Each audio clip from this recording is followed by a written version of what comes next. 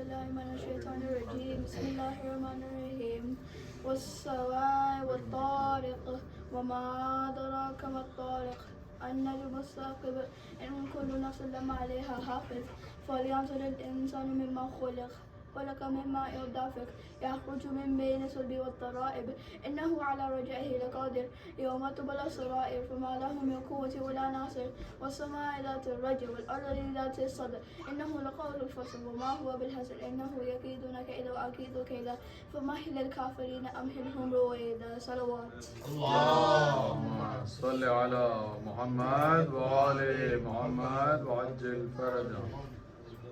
أعوذ بالله من الشيطان الرجيم بسم الله الرحمن الرحيم. Sermon 155 of Nahjul Balagha. Faith guides towards virtuous deeds, while virtuous deeds helps to achieve faith. Faith increases knowledge, and knowledge leads to the remembrance of death. Salawat. Allahumma salli ala Muhammad wa ali Muhammad. أعوذ بالله من الشيطان الرجيم بسم الله الرحمن الرحيم. السلام عليكم ورحمة الله وبركاته. Before we start the formal discussion, I understand that quite a few of the kids here are a little bit on the younger side, and so I will try to make sure that the discussion that I've kept has big words in it, kind of fancy words. So I'll try to make sure that whenever I see fancy words come up, I'll try to bring it down to a more elementary level so that you guys can understand what I'm saying, so you're not left out and eventually get bored. Okay. So before I begin today's discussion, I want to acknowledge today everyone who is here and everyone who's been able to show up. I know you guys have busy lives. School started for you guys, university for some people, and you're already in the thick of it. And for some people, work, right? Work is also a huge part of some people's lives, and that kind of never ends. So the fact that you're able to take time out on a busy week and come to this program already means a lot to me. So this program is more of a pilot program. By that I mean we've had, as you may have known, we have youth discussions in the past, right? We've had youth sessions, youth programs, each of differing variety. And so what I want to do with these programs is steer them in a different direction. The past programs, I'm not 100% sure how they've been, but I have some ideas of it. But for these programs that I'm trying to conduct, they will be a bit more dynamic. What I mean by that is every program, I'm trying not to keep the same. Depending on the content, if the content is heavy, then I'll speak more. But if the content, like today, is a bit more introductory, or it's a bit more lighthearted, so to speak, then you'll have a lot of time for you guys to engage with your peers. And the reason for why I'm doing that will make more sense when I get into the formal discussion itself. I'm sure these youth programs before were done eloquently, very eloquently indeed. I'm sure Maulana Iftikhar Abid had done his very best to keep these programs as informative and as engaging as possible, inshallah, and we must not forget the efforts he made with these programs. So as such, I would like to ask for your forgiveness in advance if this discussion at any point feels underwhelming, or if you have any minor issues with it of some sort. If you have any feedback you can give me after this program, any feedback, comments, even what you liked about this program, what you didn't like, if you're able to give me anything, that would be super helpful for me personally, and super helpful for you guys, because I want to continue these programs, but I want to build upon them. I want to improve them as we go along, right? I can't do that if you guys don't tell me what you liked, what you didn't like. The more information you give me, the more I have to work with, and the better these programs would be, inshallah. Sallu ala Muhammad wa ali Muhammad. Allahumma salli ala Muhammad wa ali Muhammad. My goal with these Friday youth programs is to bring all of us together, feel a sense of community and sense of a communal sense among the youth, and I want to foster a relationship amongst each and every one of you, whether it be brothers and sisters, both. And so the main point of these Friday youth sessions will be to kind of foster an emotional, mental, but most of all, spiritual growth within all of us. And in fact, it's this concept of community, the concept and the nature of the collectivity that is kind of centralizing our discussion today. Majority of our discussion today, if not all, will be around the topic of community. And so I want to take our discussion towards a first question, which is, why are we here? What's the point of all this? Why can't I just record this video, post it on YouTube, and I watch it on my phone in bed before I go to sleep, or eventually I doze off while I'm watching this video? Why don't we just do that? Isn't that a lot easier for everyone? You would have to come all the way here. You can be at home watching at the comfort of your sofa or your bed and what have you. That's a good question. I'll admit it's a very good question. Why did I organize all of this? Is it necessary at all? Surely the idea of a recording obviously would be easy. I don't want to answer that question just yet because I feel like this entire discussion will kind of answer that question for you, hopefully. In fact, I actually want to turn this question towards you. So I want you to take a moment, find the person next to you, whoever it may be. Or if there's not enough people, make a group, a small group with people of your age, and just discuss this question for a few minutes. Why am I learning something with other people around me? Go ahead. Start discussing. When you start talking, the thoughts will come out. So, what are you guys here for? Remember, the question isn't why are you here tonight? The question is why are we all here together learning one topic? Here together because of one topic. No right or wrong answers. Discuss amongst each other.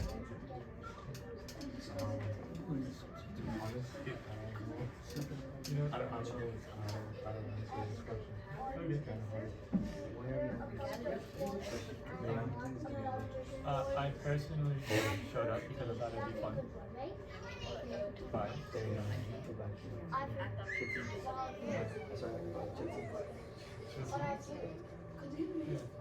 think it's good for, especially for us as youth, we should show our younger generation how we should, be a community. Come on, sit here, Vritti, and talk to them. Go, talk to them. Yeah, I think that's I personally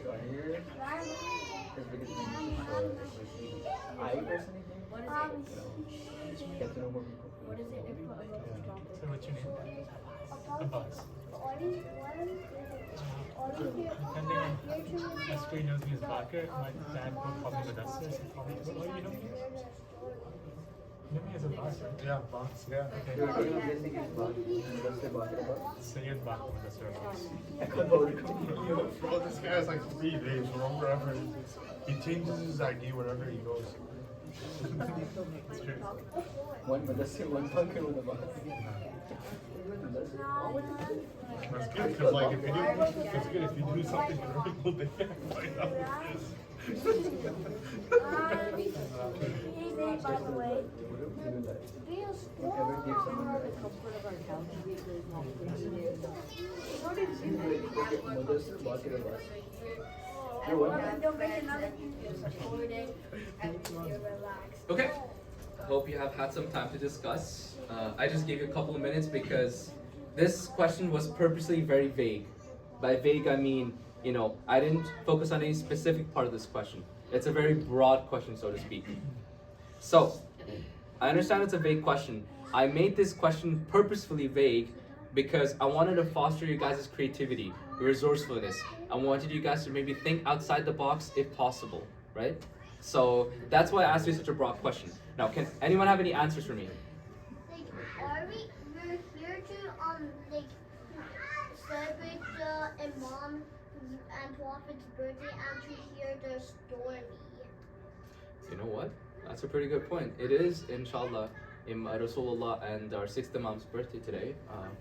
And that is also a very momentous occasion. And I will be actually, it's, out of just, alhamdulillah, happy coincidence, but some of what I'm talking about in today's topic will cover the 6th Imam. So we'll go over some of that. You're right. Any other thoughts?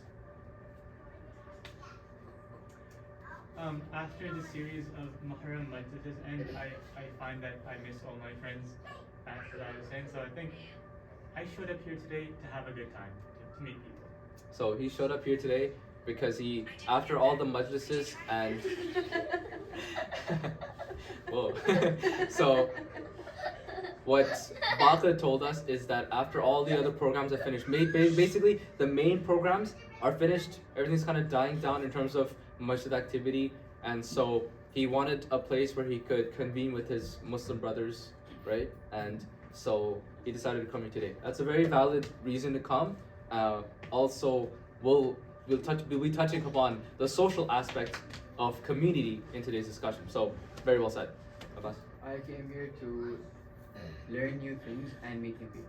So, same as Walker, Yeah. but like actually learn A new little stuff. bit of touch, yeah. Learn new things, meet new people. So that's also very valid. Always in every sermon, no matter how much you know a topic, you're always going to go and take something else with you. Okay, valid answer so far. So let's continue. Now, I want to take some time and I want to dive into the importance of collective knowledge. Not just collective gathering, but collective knowledge itself. I want to first look at collective knowledge and its benefits from a dunyawi perspective, and then we'll go into dini perspective a little bit later. But first, let's look at what people have to say from a worldly perspective. So when I say worldly, I mean research that has been done outside the Islamic compass. When I say worldly research, I mean people have done studies with subjects, but it has nothing to do with Islam, nothing to do with the Islamic lens or the Islamic religion. It's just studies for the sake of scientific research. Okay, just for you guys' information, so you guys are clear with what it is.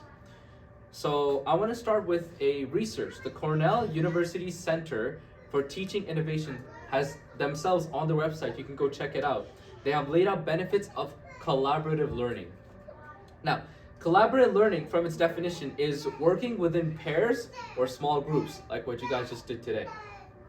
It's a little off the field of what we're talking about. I know I said we're going to talk about gathering and community, but this does touch and build upon how we're going to continue with this. So, the benefits of collaborative learning, according to Cornell University, is as such: development of higher level thinking, oral communication, self-management, and leadership skills. Those are big words. I'm going to break it down a little bit. So, essentially what they're saying is you are able to develop thinking that is, you grow in how you're able to think. You can communicate better with other people. And you can manage yourself better, and you have leadership skills. Leadership skills is pretty self-explanatory. Next, there's also increase in student retention, self-esteem, and responsibility. Not too much to say about that. Essentially what it's saying is you feel good about yourself and you feel more responsible towards yourself. And if you feel more responsible towards yourself, you have a better self-esteem. You think like, okay, you know what? I feel good about the way I am today. And that, which is always important, right? As much as a collective gathering is important, if as an individual you're not happy with yourself, then what are you supposed to bring to a gathering, right? I guess I would say that's pretty much common sense. And last, exposure to and an increase in understanding of diverse perspectives. Again, big words. Some of the older students, I hope you guys understood what this means. Probably no. Okay, that's okay. So essentially, let's take for example, Balagha is here today, Farhad is here today, Abbas is here today. These three are here today, okay? Balagha takes one thing out of today's discussion. Farhad takes two things, and they're different out of today's discussion. Abbas takes three things out of today's discussion. None of what they took are the same. Now, after this program, they go outside and they discuss what happened in today's discussion. Guess what? You now have diverse perspectives. You have different thinking. You have different mindsets collaborating. So when you go home today, after you discuss what happened in today's discussion, guess what? You have so many thoughts, so many mindsets rolling in your brain. You have a lot new perspective on what it is that we're talking about, right? It's better than just, okay, I learned one thing today, and that's it. Sure, it's not bad, but it could be a whole lot better with other people, right? So as you can see, the Cornell University laid out quite an extensive list, and this list covers a lot of ground. But can anyone tell me what was the main takeaway from this list? What was the main theme? No wrong answers. I mean, there's a specific answer I have, but again, no wrong answers. Out of this list, what do you guys think was the main theme from this list? The main benefit from all these benefits that I just said? It sounds like even if at the individual level you don't have much to take away from someone saying something, it seems like you can just get a lot more from like if you would just learn something as a community and discuss it. So Bakr's answer was that as much as you may take something by yourself at an individual level in any sermon, discussion, majalis, it is much more beneficial for you to take away something with other people alongside so you can share those, your thoughts, right? Good? You spoke about collective knowledge, so I think this the whole point of this whole program is that we gain some sort of collective knowledge. Mhm. So that when we go out and talk about whatever we learn, even if it's different things, the word gets out more. Honestly, yeah, that's good too. Kind of similar to what Bakr said, but a little bit of a different perspective, as you can see. So what Abbas said was that you go away from today's majalis or from today's discussion and you discuss with other people about what you're talking about. So your word gets out there and their word gets out there too. Kind of what happens is these perspectives come together and you have this big ball of collective thought, right? There's a lot going on here. A lot of thinking, a lot of different mindsets, a lot of different perspectives. So kind of similar to what Abbas said. Sorry, it was kind of similar to what Bakr said. But again, nonetheless, I'm seeing a very common theme with all these answers. Anyone else got any answers before we continue? No, we're good? Okay. So the overarching theme of this list is that when people collaborate to learn, or more appropriately, when people engage communally towards the common goal of education, you cover a diverse and varied amounts of information and perspective that really help open your mind up to the topic in a way you could not accomplish on your own, which is kind of exactly what Bakr and Abbas said, right? You take away something on your own, but it's not going to be nearly as valuable as taking away something as a group. So that's good. You guys basically answered the question quite thoughtfully, which is great. You learn to communicate. You learn to agree to disagree. You learn to challenge thoughts. You learn to accept opinions. You take responsibility and autonomy for what you say and how you say it. These are all basic interpersonal skills, right? You'll learn this as you go about in your life. It's not just in majalis, not just in discussions, not just in sermons. When you're building these interpersonal skills, you're building these interrelationship skills, you're building them in everywhere you go. Your work, your school, your play, wherever you go. These interpersonal skills are being built. But while you're building them outside, from a much more dunyawi perspective, you want to be able to build these interpersonal skills from a dini perspective as well. That connection to the deen is so important, and it's not something that you're likely to get from your workforce, you're likely to get from your school, right? Let me give you another example. And this one, you might want to listen to a bit more. It's a lot more, I want to say, intense, so to speak. In 2019, a Harvard study was led by Louis Delorier, the director of science teaching and learning and the senior physics preceptor.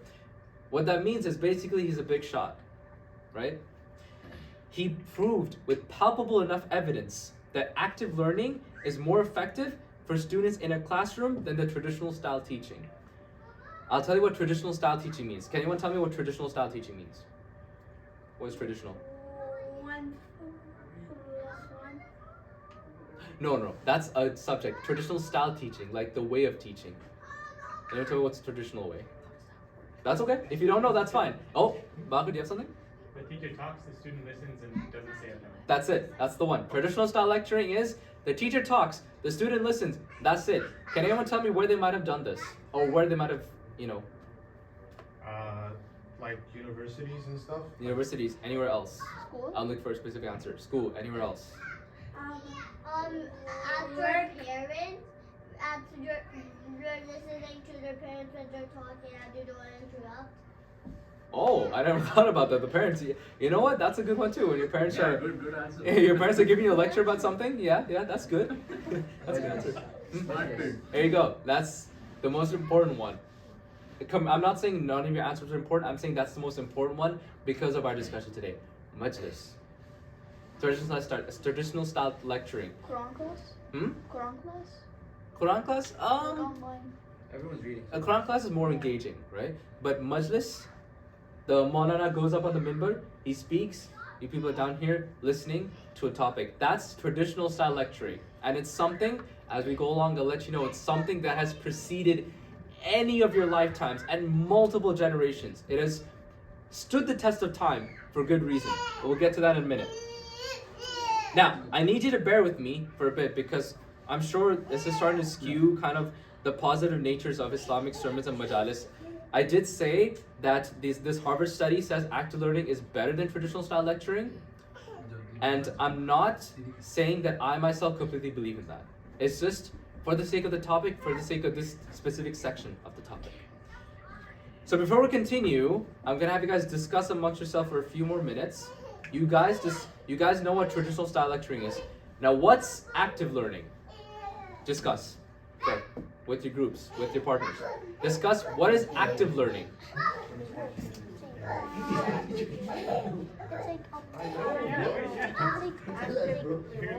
Active learning. So there's traditional style lecturing, like I said, and there's active learning. What do you think it is? Wait.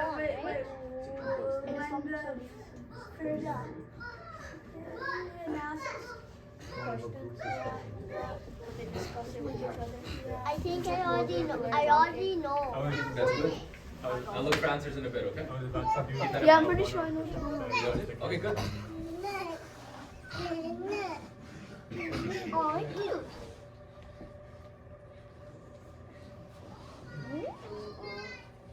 I think it's when people are talking to each other like directly, and not only one person's talking but both of them. Oh, okay.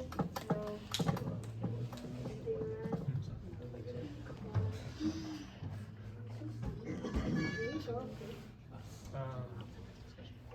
I think what us three is doing right now is helping us actively learn. Secret prayer.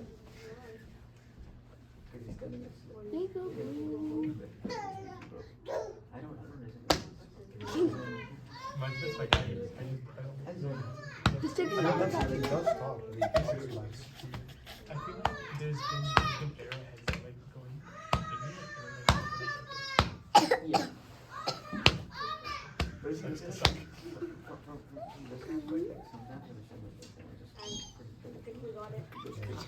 Got it? Good. All right. Full stop. Shh. I'm kidding. You guys are already quiet. You know what? First we got this little dude here because he's very excited to share his answer. What do you think? Quran and Islamic studies. Quran and Islamic studies. You're on a right track. You gave examples of what classes might employ active learning. Good examples, but not the concept. Anyone else got any answers? It's more of a group discussion. Okay, that's one part. Yeah. Anything else? It's more active, I guess you should say. Yeah, what does that mean? Like, you know, like it's like you know how we discussed about like teacher or like Molana giving a lecture and we're just sitting, whereas it's like more active, so you get to talk to people and like less of the teacher talking, more of like your peers or your classmates talking. Okay. Get it? Like mindless, it's like one person only talking and only the Malana stuff. But in like what you said, like both people are in a conversation and they're both like talking about it together. Okay, that's good. Good. So essentially, active learning works more like conversation, Wait, where you're giving out a point and people are discussing it, and then they basically come up with a proper conclusion, and then you decide if it's right or wrong. Okay. So Yeah. discussion, lots of And discussion. it's much more interactive as compared to traditional. Much more interactive, much more conversational. Okay. Yeah. So I actually think it's like What much like when the Malana is speaking, right, and telling the stories about their mom, they're also like learning about them. No, like people are learning actively about them. Yeah. Oh, I see where you're going with this. And that's more active listening, not active learning. That's different.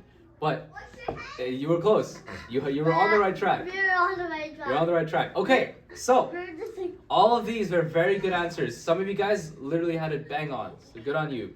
So according to Queen's University, their definition of active learning is an approach to instruction that involves actively engaging with students with the course material through discussions, problem solving, case studies, role plays, and other methods. So you guys really just covered that. Active learning is the instructor, the Maulana, or whoever, they speak about a topic and then they go, okay, discuss amongst you guys. Or they go, for example, I want you guys to role play this certain part, depending on what kind of class it is, right? So Going back to the Harvard study, Lewis found that students who participated in active learning would end up retaining a lot more information at a given time that they initially thought. It also seems to be a lot more efficient, like they can cover their content a lot quicker, and the students wouldn't get bored just having to listen all the time, right? So I'm not trying to devalue the benefits of majalis, because majalis does not employ active learning. Sermons don't employ active learning. They employ traditional style speaking, traditional style lecturing. And that's very important too. And in the case of majalises, it works the best. Because the kind of topics that are taught in majalises, the more important topics, the more dini topics, when a Maulana has a certain subject and they have an entire discussion written around that subject, they have to juggle many things in mind. They have to juggle sort of a holistic perspective, looking at all sides of their Islamic discussion. And it becomes difficult for them to keep that discussion flowing well if, they get maybe someone to say something about it, or someone raises their hand up and they go, yes, do you have a question?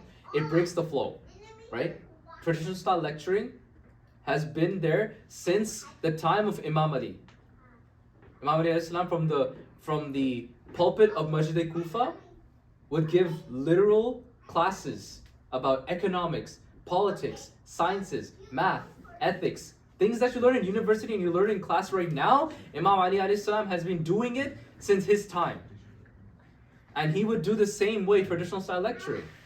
So obviously traditional style lecturing is very important. But depending on the context and depending on what we're discussing, active learning is also really, really important. We were only able to cover the dunyawi perspective today on communal gatherings, and the dini part covered more on Imam Jafar as-Sadiq alayhi salam, which was very convenient considering that their birthday is on Monday, but we don't have time. Quite a bit of time has passed. So inshallah, if you guys have any questions, any feedback, any comments, anything you want to let me know, please do let me know.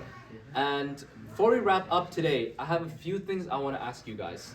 Now it's your time to give your input, because now I want to put the youth sessions in your hands. It's not just going to be, this is what we're doing today, you're going to be doing that. It's going to be more, what do you want to do? What do you want to discuss? What are topics that you want to look at from an Islamic perspective? Yeah. Like all the topics you talk about, Mhm. we sometimes have like a Kahoot on them. Oh. Yeah, that would Like be. the other Mulana that used to do it, like he did Kahoots. You know what? What if I did the topic today? We had half of the topic. Maybe for next time I could create a Kahoot on it. Yeah. How's that sound? Yeah. Yeah? We can get started with the Kahoot. We'll start with the Kahoot. It'll be like maybe a 10-minute Kahoot, and then we'll spend the next 30 minutes on our second half of discussion. Is that reasonable? Yeah. You guys will like that? Okay, that's one thing. Yeah, Farhad. I just think whatever event's coming, let's say it's birth of Prophet Muhammad, we could discuss a little bit about his life and what he taught us. And you know what? Yeah, that's a very good point. I should have kept that in mind. Unfortunately, for next discussion, that still won't be possible. Yeah. But at least I will touch on Imam Jafar as-Sadiq. And if I can, I'll try to bring maybe a story from the life of Rasulullah. Something that's, something that you might find interesting. I'll look into it. I'll bring maybe a story. We can do a Kahoot. We can do a short Rasulullah short. Or you know what? We'll do something else. From here, one of you, who do you think can find, if you need your parents' help, you can do it, find a story on Rasulullah. You have the internet, it's a glorious thing today. So I'm not gonna pick on you, no one has to raise their hand up and volunteer. Anyone, decide amongst yourselves, bring a story of Rasulullah, and I want you guys to present it before next session. Present it next session before I start the discussion. How's that sound? Yeah? It can be anyone. You guys decide amongst yourselves. That way I have you guys doing stuff too, not just gonna be me speaking. Makes it more interactive. Okay. Yeah? I need that. I need it. Need what? I need that thing you said. That was on the internet. Like he made he'll do the Rasulullah. Oh, okay, yeah. Get your parents' help. Ask your parents if they can find a story on Rasulullah. Sorry? They have the elephants. Anything, yeah, that works too. Anything you can find, anything that you feel like you want to present, bring it. Okay? Now, what was the next question I wanted to ask? Yes. Okay, so I was going to keep this session bi-weekly. What that means is every 2 weeks. Because we have lives, and I have school, and school is currently not treating me very well. So I need a little bit of time to get things prepared. But I already have the other half of this presentation ready. So for next session, at least this time, would you guys like it next week or would you guys like it the next 2 weeks? Because I have the presentation ready. Next week sounds good. Okay, raise your hand if you want next week. You're still here, man. Abbas, don't be like that, man. Don't influence other businesses. Don't do that. Okay, all right. Would you look at that? We have next week. Okay, then next week, I'll look into it. Hopefully, I don't have anything going on, but I will discuss with other people who need to be discussed with on this. But hopefully, if everything goes well, then next week we'll have a Kahoot. Why don't you bring the story of Rasulullah, and then we can continue the rest of the discussion. And then hopefully if I finish the discussion next week, I will bring a whiteboard and you guys start putting down topics that you will potentially want to learn about. Okay? Alright, Sallallahu ala Muhammad wa ali Muhammad.